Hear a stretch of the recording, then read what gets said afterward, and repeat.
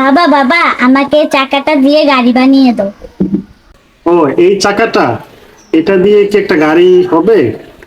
আচ্ছা, দেখি তোমাকে একটা গাড়ি বানাই দিতে পারি কিনা। ঠিক আছে, তো চাকাটা দিয়ে গাড়ি বানাতে হলে প্রথমে বাঁশদার থেকে একটি বাঁশের জিংলা কাটতে হবে। তো সেই জিংলাটা আমি কাটতেছি, সাথেই থাকুন। কিভাবে গাড়িটা বানাই সেটা আপনারা একটু দেখবেন। এই জিংলাটা কাটবো, এটা দিয়ে একটা গাড়ি বানিয়ে দেবো। বাঁশের জিংলাটা কাটার পর তারপরে এই জিংলাটাকে ভালোভাবে সেটে নিতে হবে। আরো চিকুন দরকার ছিল না।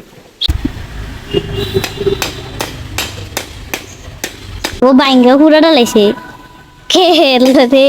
গাইস, ভাঙে গেছে, গাড়ি হবে না। আজকের ভিডিও এখানেই শেষ।